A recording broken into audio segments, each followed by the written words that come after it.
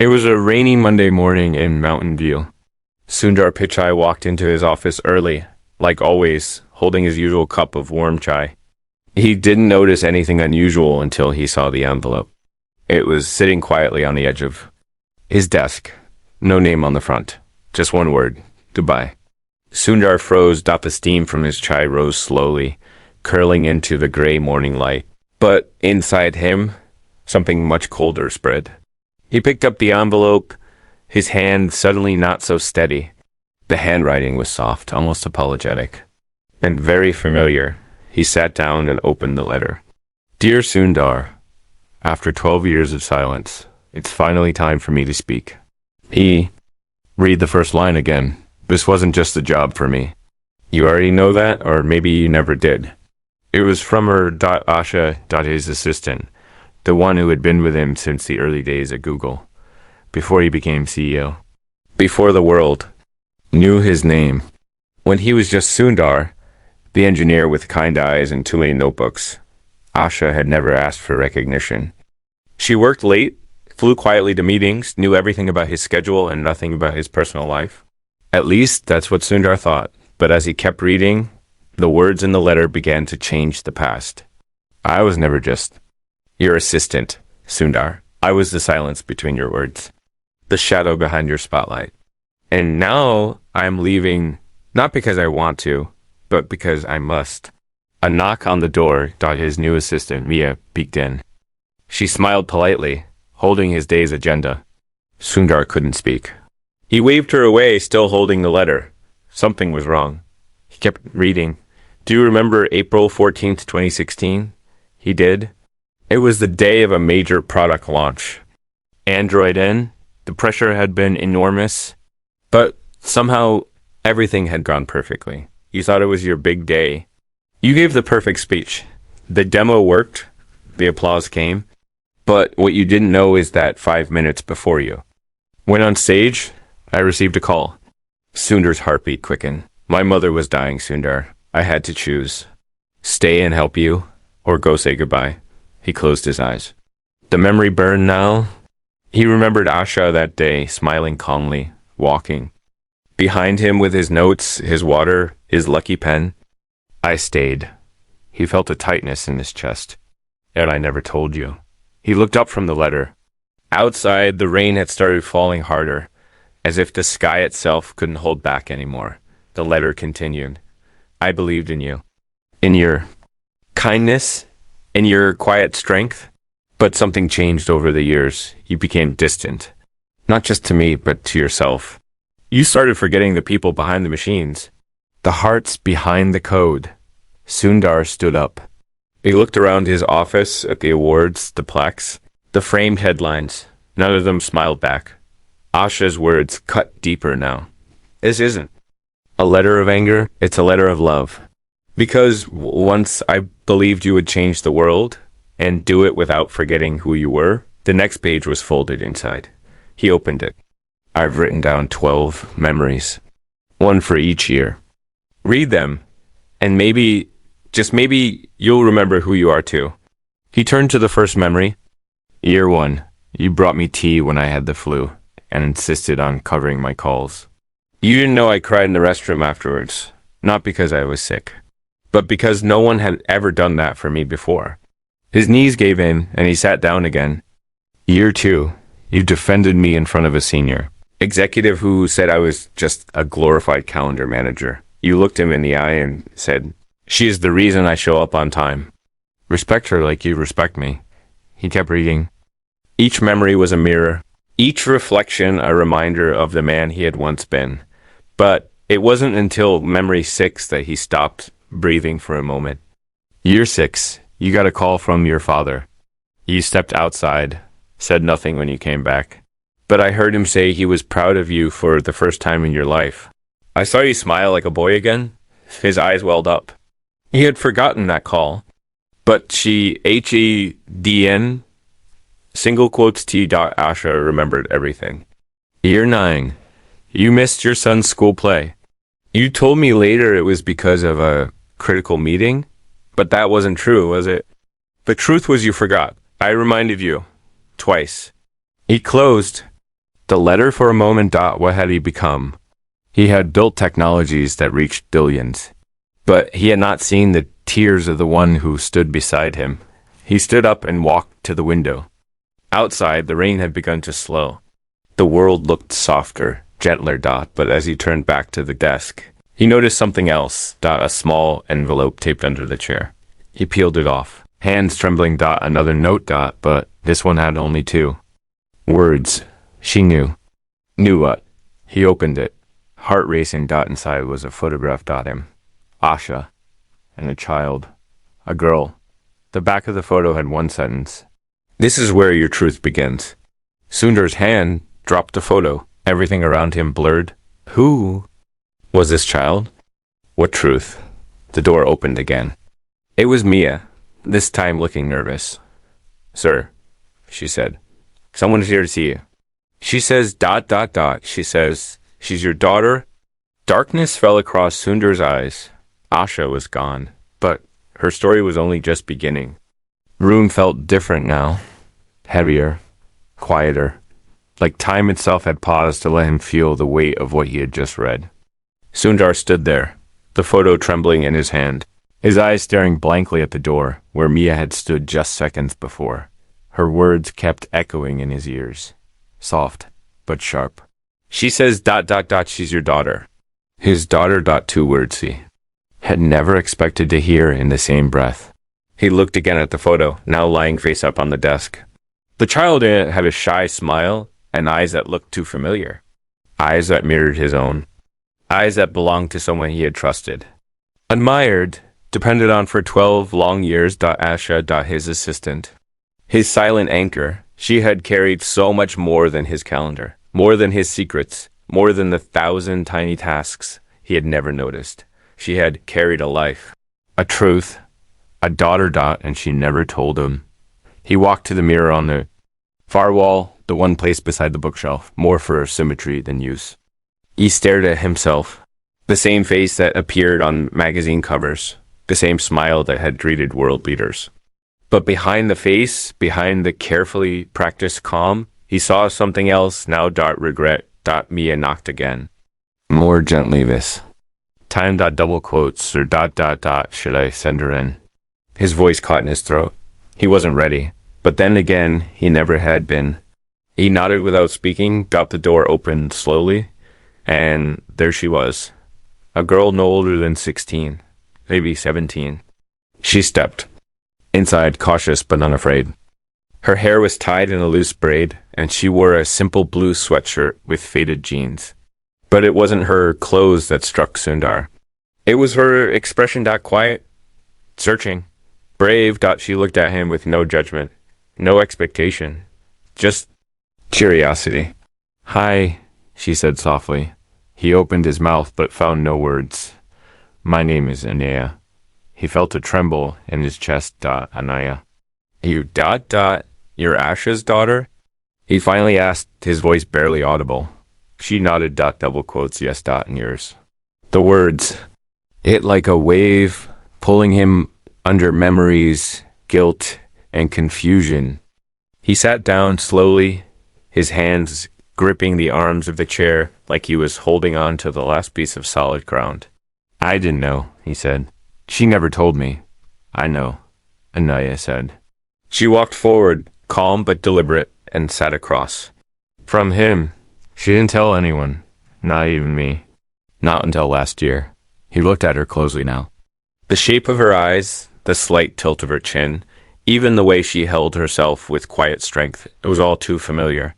I don't understand, he whispered. Why didn't she say anything? Anaya took a deep breath. She reached into her bag and pulled out another envelope. This is for you. She wrote it before she died.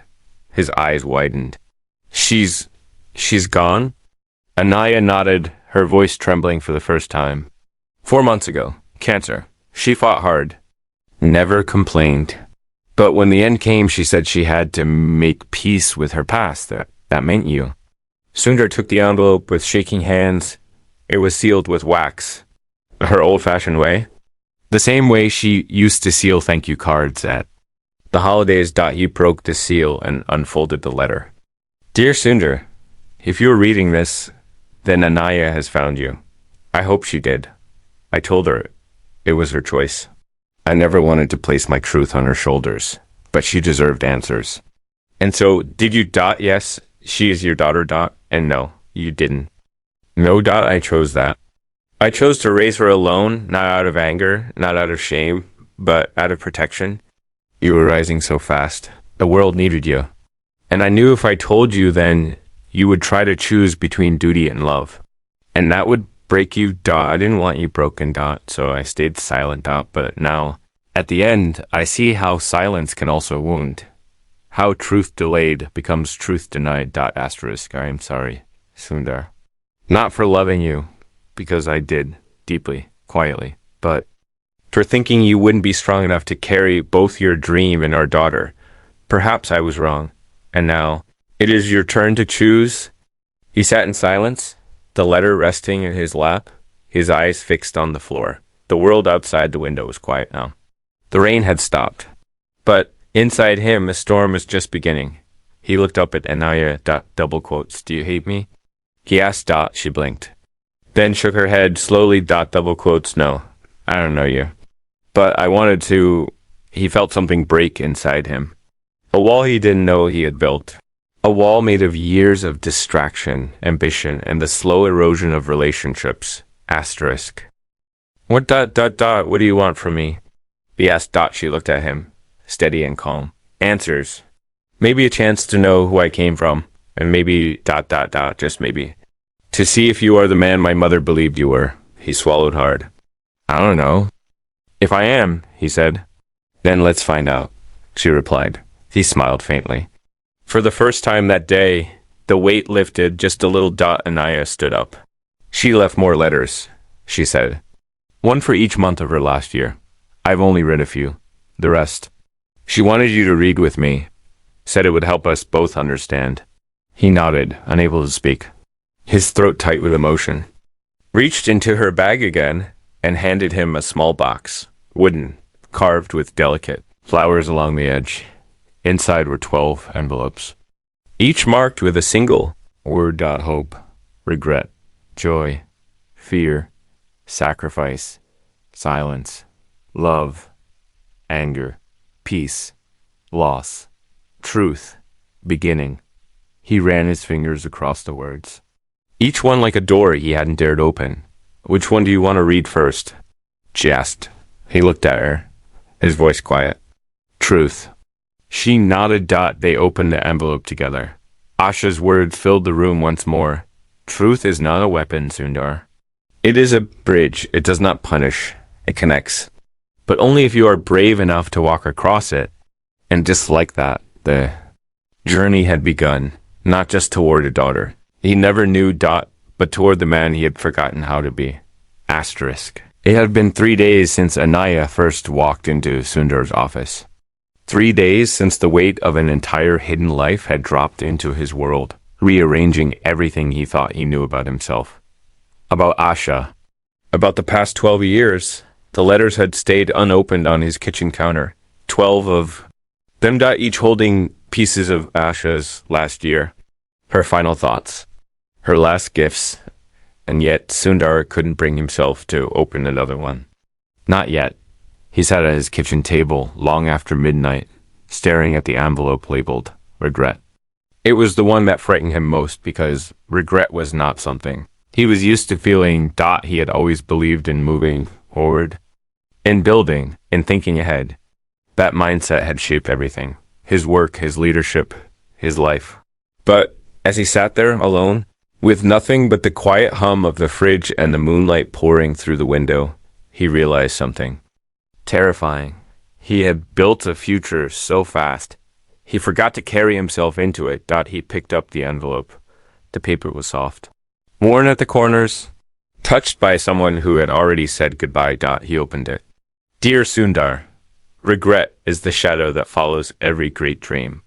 You cannot build something that matters without leaving something else behind. You built the world. Sundar. But somewhere along the way, you stopped noticing the people who held the ladder for you. He felt it instantly like a punch to the chest. Asha's words were never angry. They never accused. They simply revealed, "Do you remember the day your son asked you why you never came to his soccer games? You told him you had work." He nodded, said he understood. He even smiled. "But later that night, I heard you in your office, listening to a recording of his game on your phone. You watched it twice, then deleted it. You never told anyone, not even him." Sundar closed his eyes. He remembered. He remembered the way his son had looked at him that day, not with sadness, but with quiet acceptance, and somehow that had hurt more. Regret isn't about failure, Sundar. It's about the moments we didn't live because we were too busy surviving, too busy proving, too busy chasing something we thought would last forever. He looked around his house now. Sleek, elegant, filled with objects from every corner of the world. And yet, it felt like a museum of someone else's life. Beautiful, polished, and utterly silent. Asha's letter continued. "I had regrets, too. I regret not telling you sooner. I regret the nights I stayed late instead of reading Anaya bedtime stories. I regret thinking silence would protect her. But the biggest regret, not trusting that you could love her. That you could love me. I'm sorry." He folded the letter, slowly, and placed it back into the box. Then he picked up his phone and sent a message to Anaya. "Can we meet today, please?" The reply came a few minutes later. "Yes. Come to her house. 3 p.m. The house was nothing like Sundar expected. Tucked away in a quiet neighborhood 2 hours outside of the city, it was simple, warm, and filled with plants that reached for the sun through dusty windows. The door creaked as he stepped inside. The air smelled faintly of jasmine and old books. Anaya was waiting in the living room, seated on a carpet worn at the corners.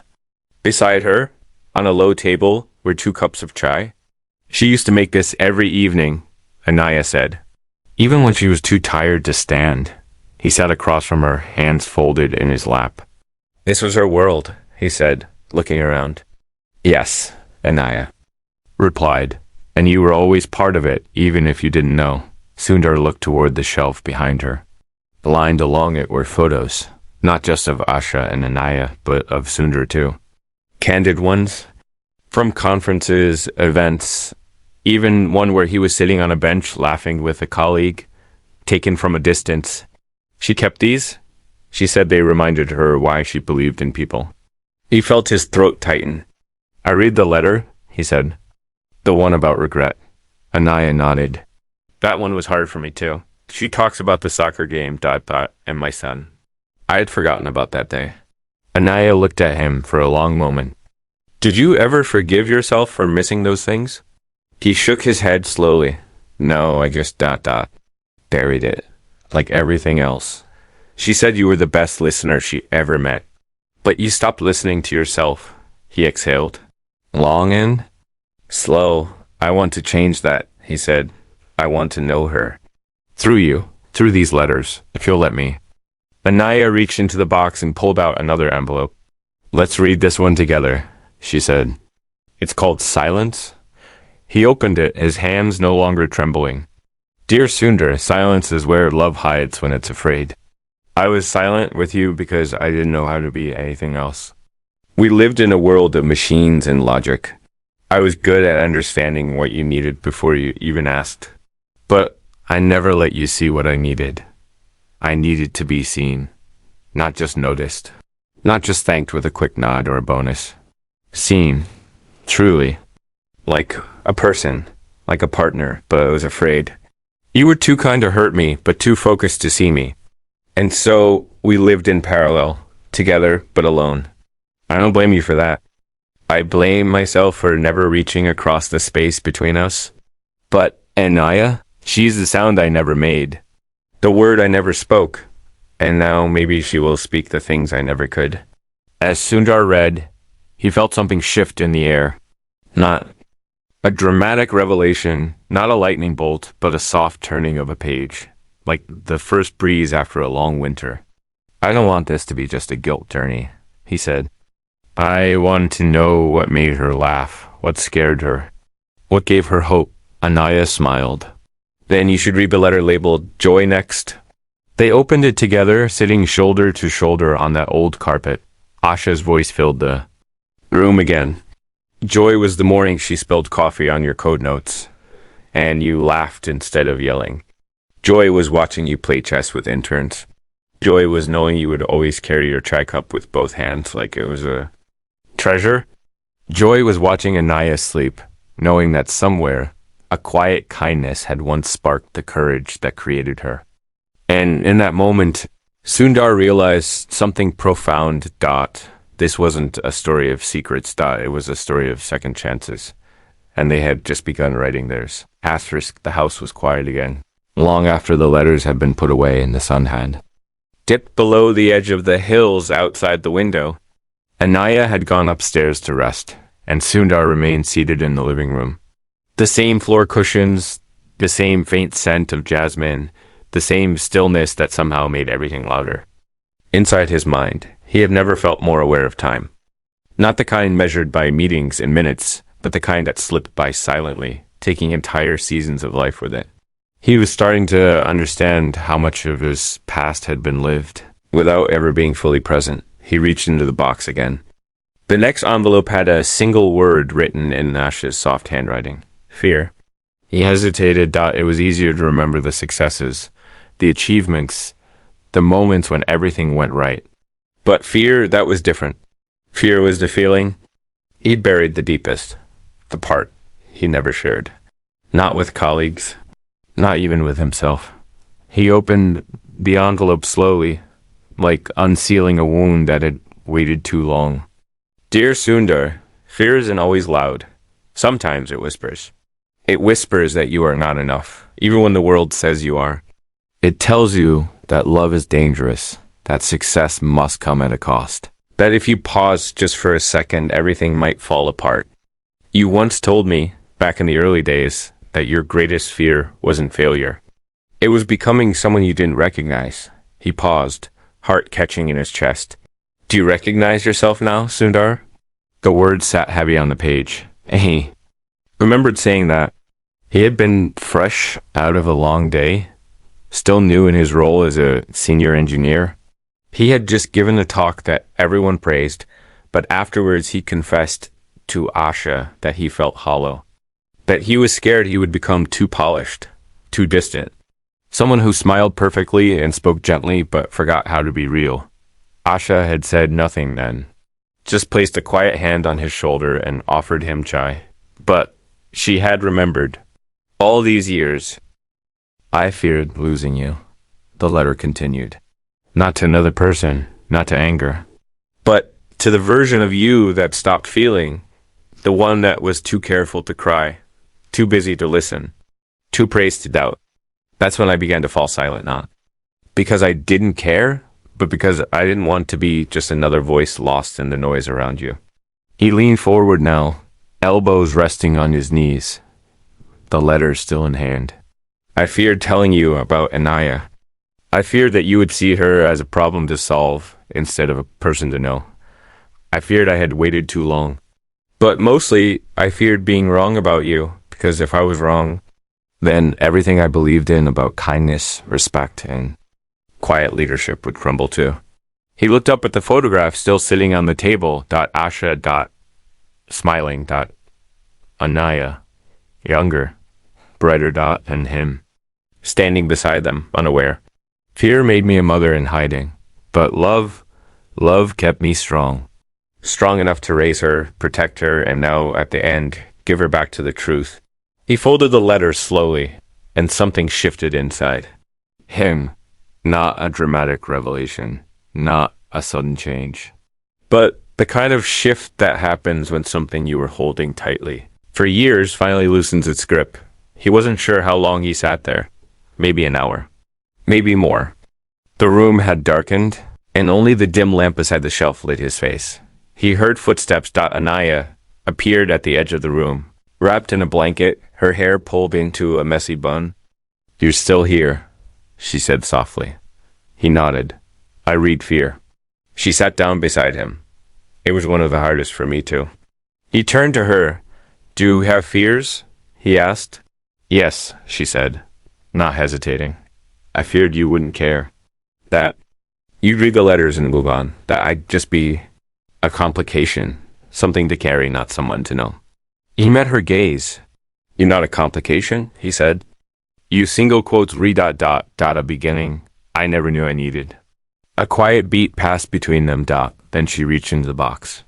Let's read one more, she said. This one helped me the most. She held up the envelope, sacrifice. He took a deep breath and nodded. They opened it together. Dear Sundar, every choice comes with a cost. Some are small, others stay with us for life.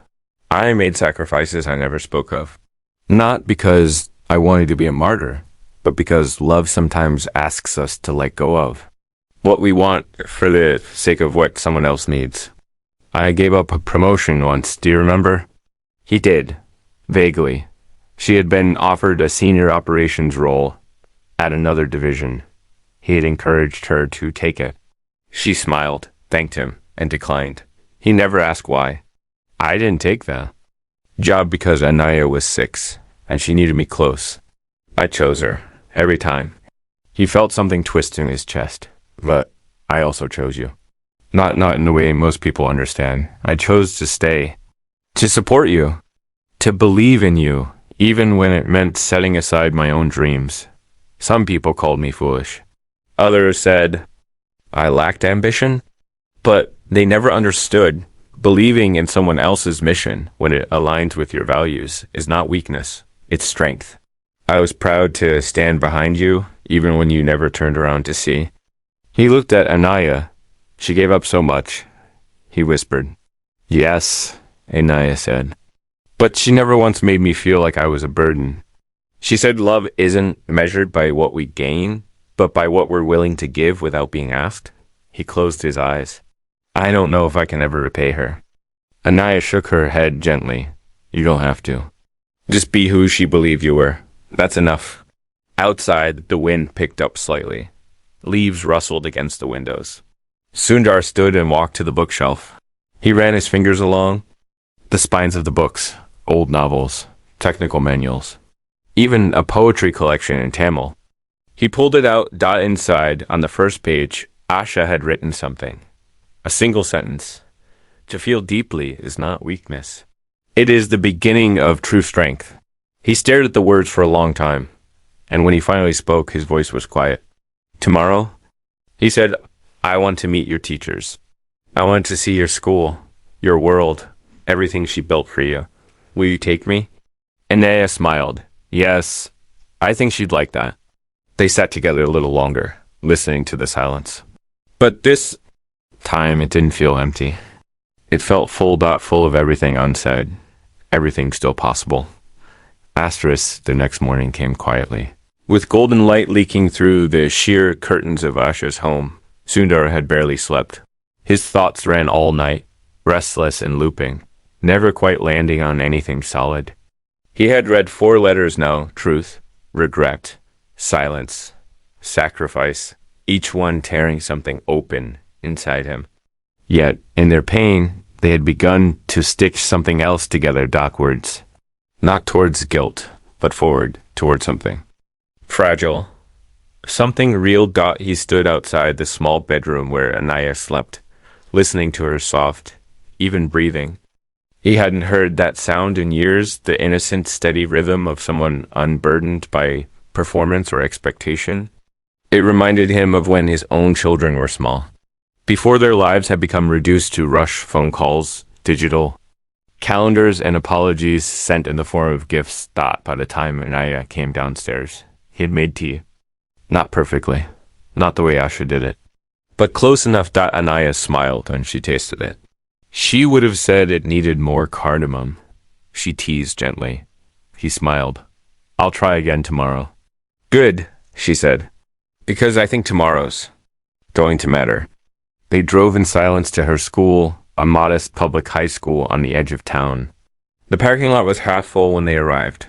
Students in backpacks wandered in small groups, some laughing, some scrolling their phones, others lost in their own worlds. It was so far from the halls of Silicon Valley, so far from conference rooms with panoramic views, billion-dollar ideas, and keynote speeches.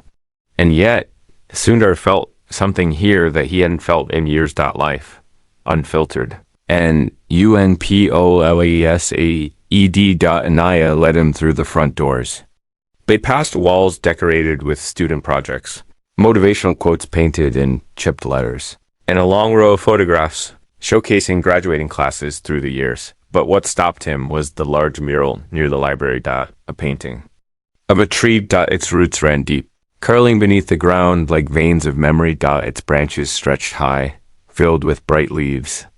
Each one had a name, and in the center of the trunk, written in careful script, Asha Varma, the quiet one who saw everything. Sundar stepped closer. "What is this?" he asked. Anaya looked up at the mural, her voice filled with pride. "It's called the Legacy Tree. It started 5 years ago. Students who were at risk of dropping out, failing, or giving up if they turned things around, they earned a leaf." He blinked, stunned. "She started this?"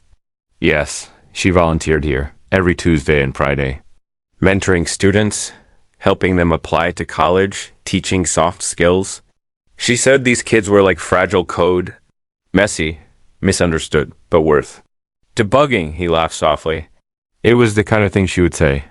"They didn't know she worked at Google until after she died," Anaya said. "She never told them. She just listened. Showed up, told them they mattered." He looked again at the mural. "So many names. Dozens. Maybe hundreds.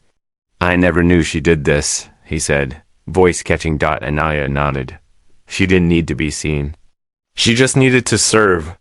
Just then the teacher approached them.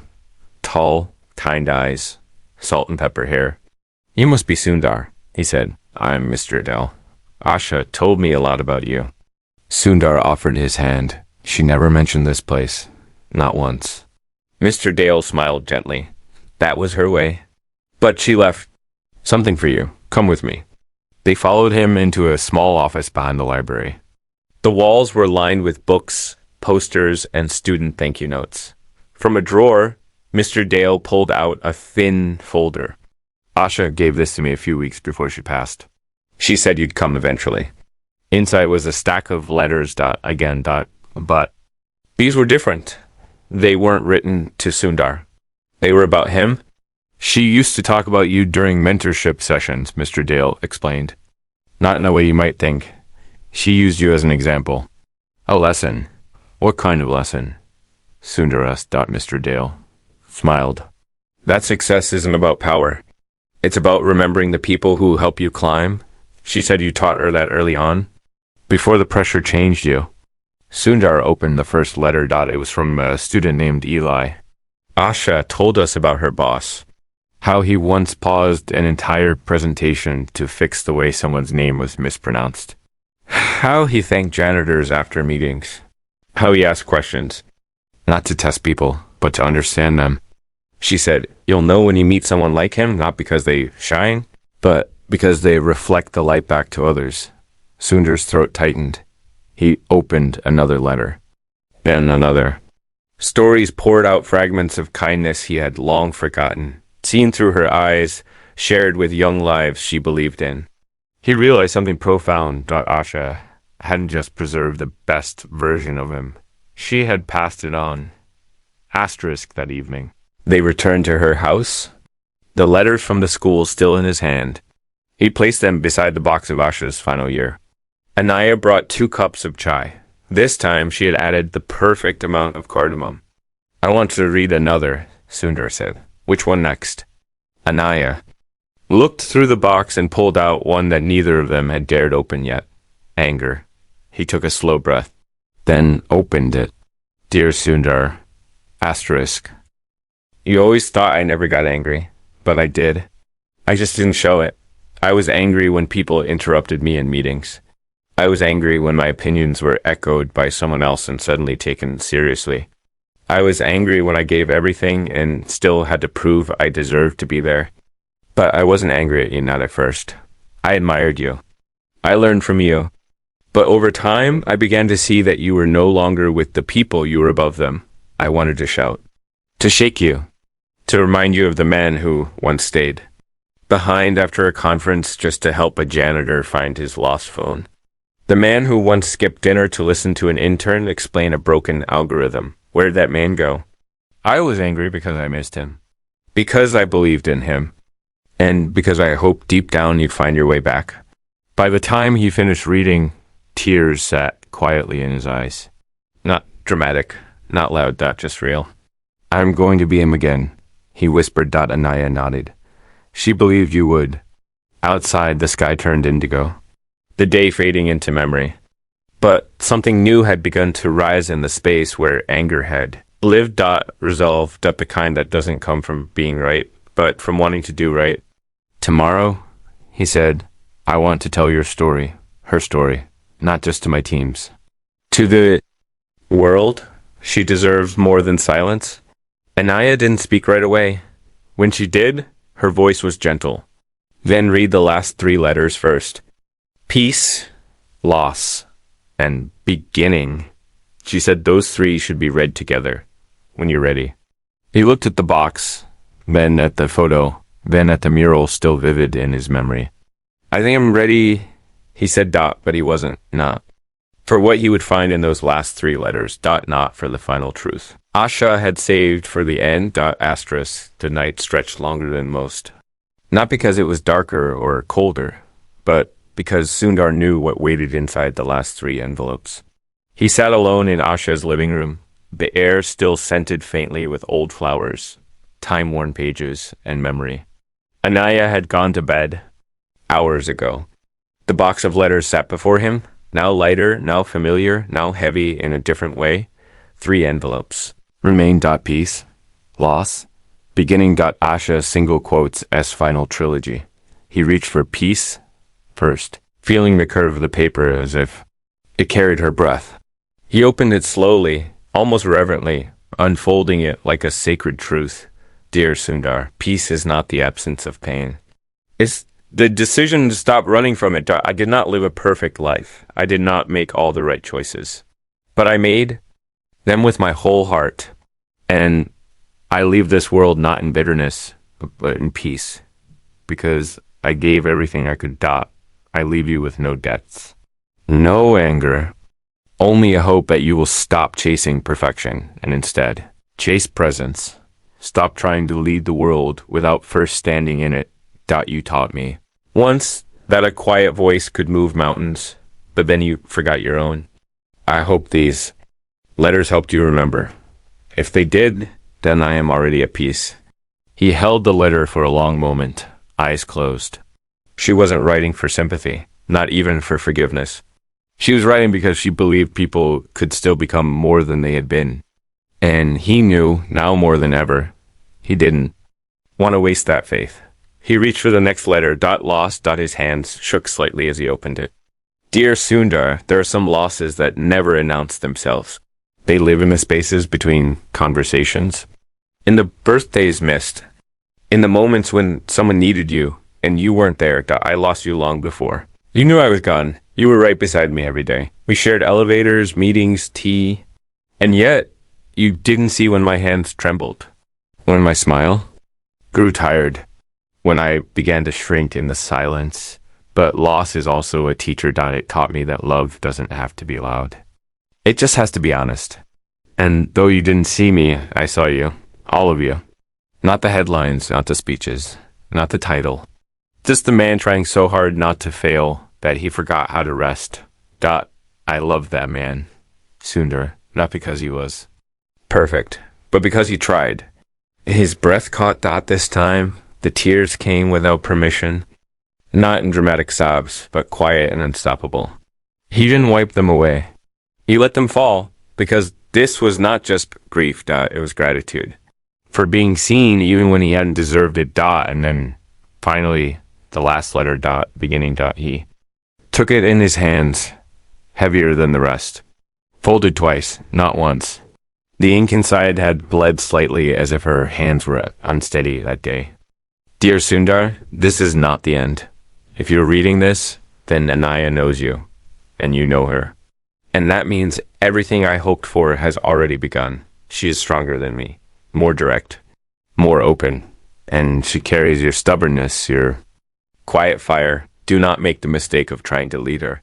Walk beside her. Learn from her. Because where I stayed silent, she will speak. And now, there is one final truth.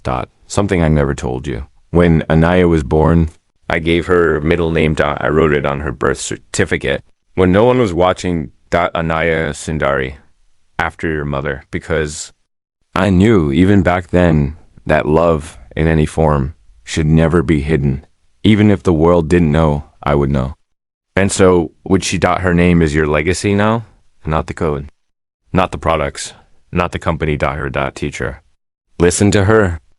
Let her lead you when you forget where you're going, because from this moment on, your greatest invention is no longer something you can build. It is someone you can become. With love. Isha.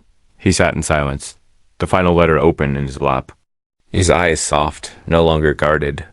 He felt like he had just been rewritten, not by the words themselves, but by everything they pointed him toward. A new life, a different way to exist in the world. A beginning. 2 weeks later, he stood on a stage. Not at a conference, not in a corporate summit, but at Asha's old high school. The gym was full of students, teachers, parents, and in the front row sat Anaya, watching him with the calm strength of someone who had already lost everything once, and still stood. He stepped up to the podium. No notes, no slides, just his voice. I want to tell you about a woman named Asha. Varma, he said softly. You might know her from the legacy tree. Some of you knew her as a mentor. Some of you never met her at all. But she changed my life. Not once, not in one big moment, but in quiet ways. Over 12 years, she gave me everything I didn't know I needed. I was her boss, but the truth is, she led me with grace, with silence, with kindness that never asked to be seen. He looked at Anaya, and she left behind something even more powerful than memories. She left a daughter. My daughter, our daughter, Anaya. A murmur spread through the crowd. I share this not for applause, not for redemption, but because I want to remind every person here, especially the quiet ones, that your presence matters, your work matters, your kindness matters. There are people in this room right now who will shape someone's future simply by showing. Just like Asha did. He paused, then smiled. And from today, we are launching something in her name, a scholarship for the quiet leaders, the ones who hold others up, who work behind the spotlight, who dream not for recognition, but for change. A banner was unveiled, the Asha Varma Foundation for Quiet Leadership. The room erupted, applause, tears, whispers of her name. And in the center of it all, Anaya stood and walked onto the stage. She didn't say anything. She simply hugged him. For the first time, he didn't feel like a CEO. He felt like a father. In somewhere, in a place he could no longer reach, he imagined Asha smiling, not because her story had ended, but because it had finally been heard. Asterisk.